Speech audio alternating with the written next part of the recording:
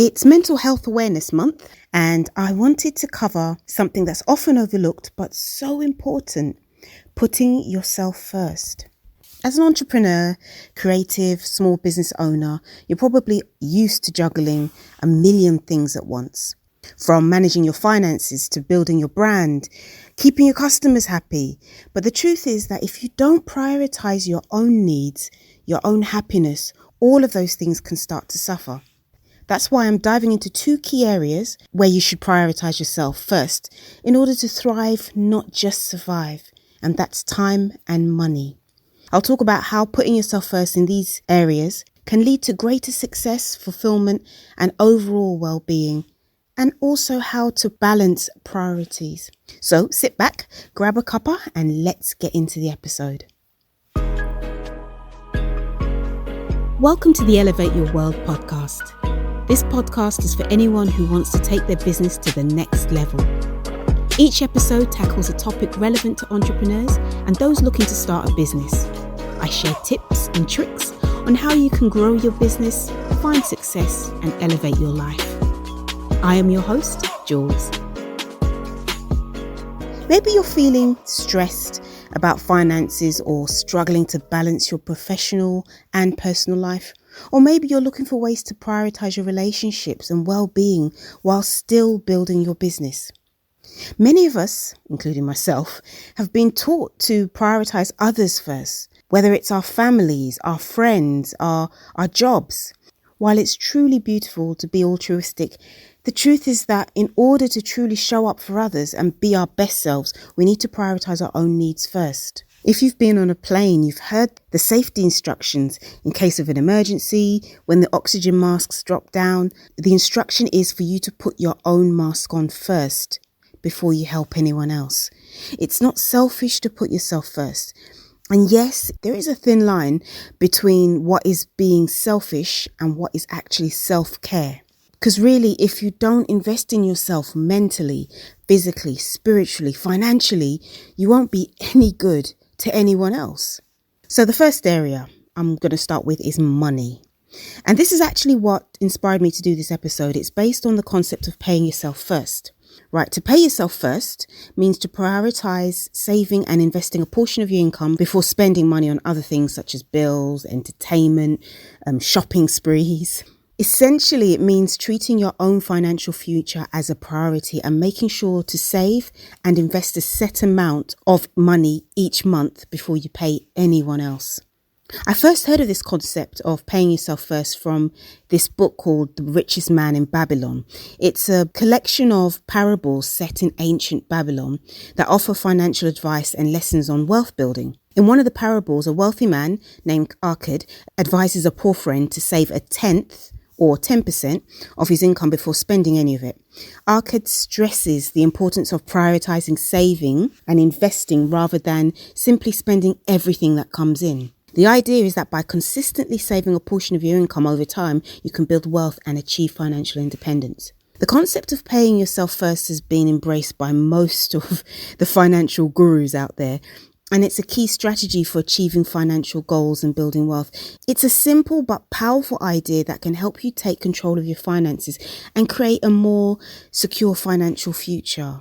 I can tell you from personal experience, this is the reason I have managed to build the wealth I have, by paying myself first and saving that money and investing it. At first, when I started this, let me just tell on myself, when I started this, it was about 13 years ago, I started this. I was saving 10%, but it was my net income. So that was my after-tax income and not the gross. And then I would still spend that money on holidays, clothes, spas, treats for myself, kind of thinking that was what it was, to pay yourself first. And then I realized, number one, it was my gross income and any form of income that I get. And number two, the money was to invest it to make more money. And that's either buying property, land, stocks and shares, gold or silver. So then I had to set another percentage for savings for things like holidays, the clothes, all those things I wanted to treat myself with. When I talk about this concept to people, they come back with all sorts of things about landlords, debt, getting into trouble, blah, blah. But here's the thing I always respond with. Is your landlord more important than you? No.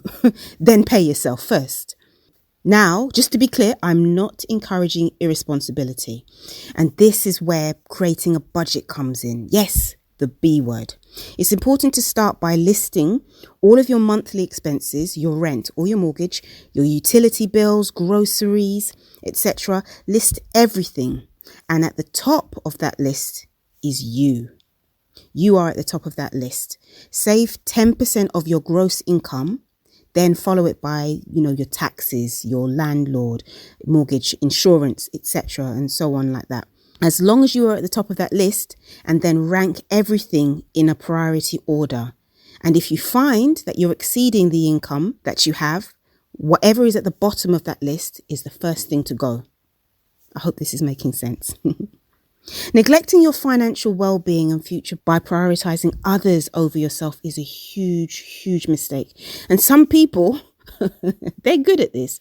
Some people will make you think that they're important. They're much more important than you, because at the end of the day, everyone wants to get paid. Everyone wants their money.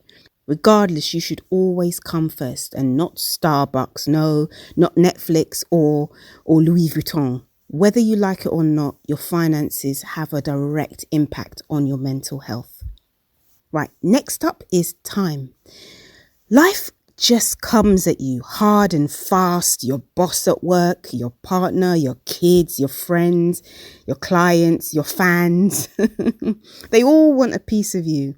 And then the next thing you know, 24 hours have passed and you've not done one thing. Nothing for yourself.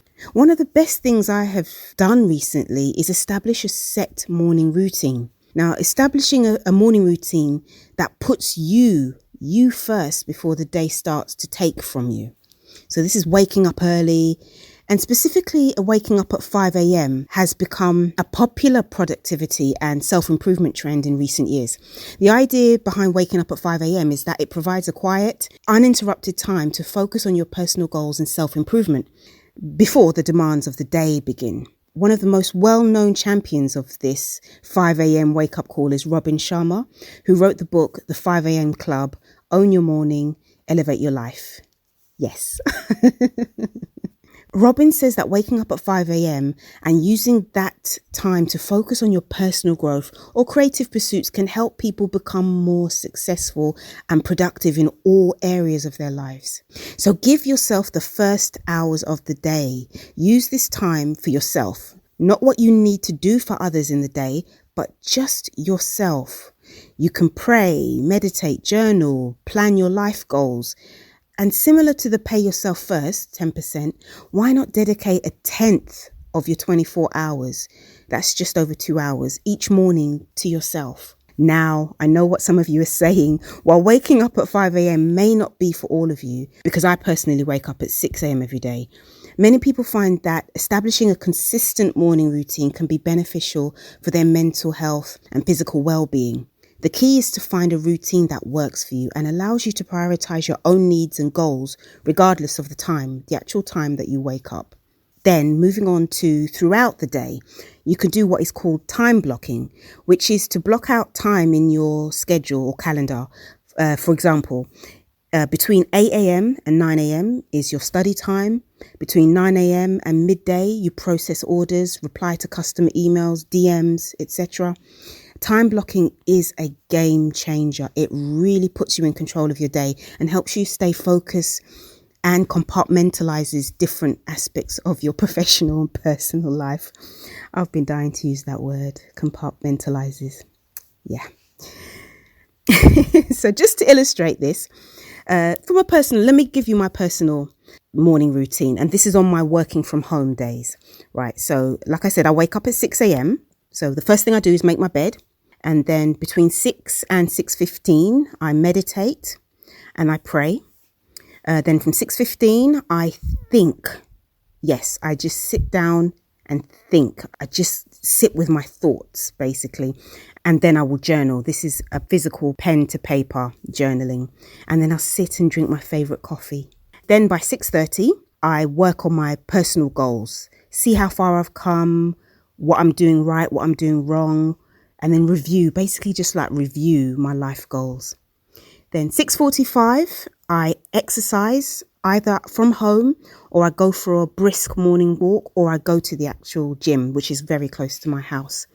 And during that time, I'm listening to a podcast or listening to a sermon, something just that will motivate me. Then 7:30, I take a shower, get dressed for the day. And then 7:45, I organize my day's to-do list and do the time blocking. So I see everything I need to do today, personally and then professionally, my work. And then I block out time between 8 a.m. and 6 p.m. And then I'm always make sure that I include 1 hour lunch break and about 3 15-minute breaks during the day as well. Then it takes us to 8 a.m. Boom, I start my day. So yeah, that's my morning routine. I hope this gives you an idea. By consistently prioritizing others over yourself every day, it will inevitably lead to burnout and just resentment against people. Your time is valuable, and like money, you must spend it wisely. And people can really make you think that what they need done during the day is priority. It's always urgent. And it's like, it's always urgent. But you have to set boundaries with your time and make sure within your 24 hours, you spend time with yourself, for yourself. Managing your time effectively will definitely help you mentally, physically, spiritually, and financially. Now on to balancing priorities with the priorities of others, especially when it comes to your family, is a challenge, because obviously you don't want to come across as being selfish. It's never easy, and it can be especially challenging when it comes to managing our time and money. One of the biggest challenges is finding the right balance. We may feel like we're either neglecting our own needs or not doing enough for others. And there is the guilt. It can be easy to feel guilty for prioritizing ourselves over others, especially if we feel like we're not doing enough for them. However, it is important to remember that taking care of ourselves is necessary for our own well-being and allows us to better support others in the long run, and then there is also guilt that you might get from other people. So some tips for this: make a list of your own priorities and allocate time and money accordingly. This may mean saying no to certain wants, not needs, but certain wants or activities or requests, or delegating tasks to others. And another tip is to communicate openly with the people in your life. Let them know what your priorities are and ask for their support in achieving them. For example, if you're trying to save money, you may need to suggest less expensive activities to your family or cut back on general expenses. And finally, setting boundaries is crucial when it comes to balancing priorities. It's important to know your limits and communicate them clearly to others. This may mean setting limits on your availability or saying no to requests that don't align with your priorities. And saying no can be difficult, especially if you're used to saying yes to everything. I'm putting my hand up. However, learning to say no is a key part of setting boundaries and prioritizing yourself. And remember that saying no to one thing means saying yes to something else. Yourself. I want to just end with this quote. I love this quote. It goes, "Make yourself a priority. At the end of the day, you are your longest commitment." Thank you for listening to this episode. I hope you found this helpful in prioritizing yourself and your mental well-being. If you'd like to know more, you can visit our website, elevatestudio.uk.com/resources, where we have resources on time management, personal finances, ebooks, courses, all the things to help you in this. Thank you for listening to the Elevate Your World podcast. And until next time, keep elevating.